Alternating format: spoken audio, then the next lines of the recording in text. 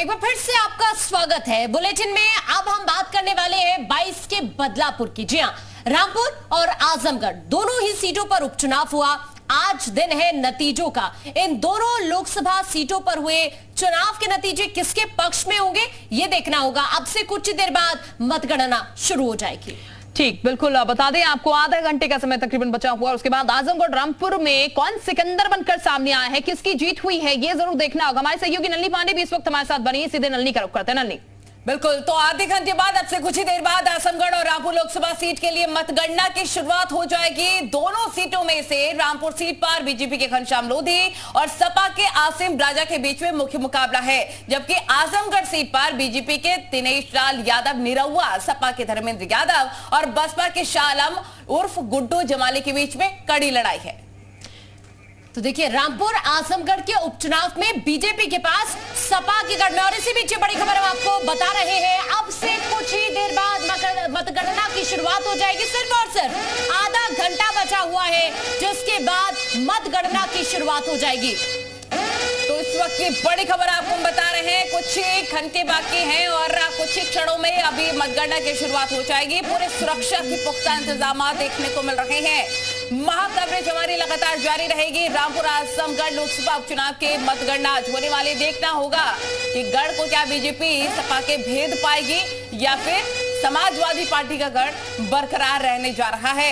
आजमगढ़ के मुद्दे क्या हैं, रामपुर के मुद्दे क्या हैं, वो भी हम आपको लगातार बता रहे हैं। लेकिन इस वक्त की सबसे बड़ी खबर कि मतगणना स्थल पर सुरक्षा के पुख्ता इंतजाम कर लिए गए हैं और कुछ ही देर में काउंटिंग शुरू हो जाएगी। आज है नतीजों का दिन। बड़ी खबर आपको हम बता रहे हैं। तो ये फिलहाल आपको बता दें, मात्र आधे घंटे का समय और उसके बाद तस्वीर धीरे धीरे साफ होने लगेगी। 8 बजे से काउंटिंग शुरू हो जाएगी।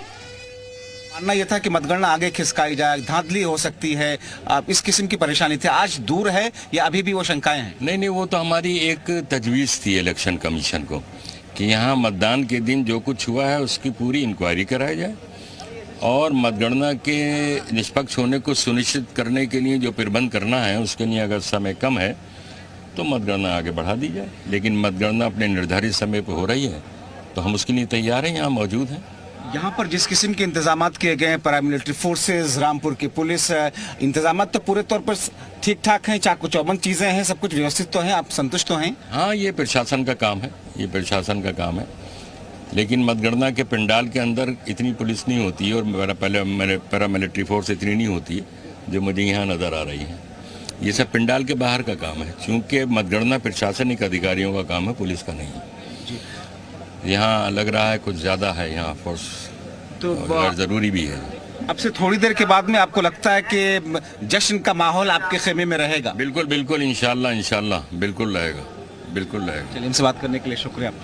तो समाजवादी पार्टी के प्रत्याशी आसिम राजा जो कि आश्वस्त नजर आ रहे हैं, हालांकि अब से थोड़ी देर के बाद में स्थितियां काफी हद तक साफ होती हुई दिखेंगी। कैमरा पर्सन नितिन डेविड के साथ जब्बार खान, जी मीडिया। तो अपनी जीत को लेकर हर कोई आश्वस्त नजर आ रहा है और आसिम राजा जो कि काफी नजदीकी हैं आजम खान के, वो भी अपनी जीत को लेकर आश्वस्त हैं। लेकिन 8 बजे के बाद जब काउंटिंग शुरू होगी तो उसके बाद तस्वीर साफ हो जाएगी। जो आश्वस्तता जताई जा रही है, जो विश्वास जताया जा रहा है, वो किसका सही साबित होता है, जनता ने किसको सर्वोपरि रखा है, ये पूरी तरीके से साफ हो जाएगा। आपसे कुछ समय बाद। तो ये इस वक्त की बड़ी खबर हम आपको बता रहे हैं। बस कुछ ही देर और उसके बाद काउंटिंग शुरू हो जाएगी।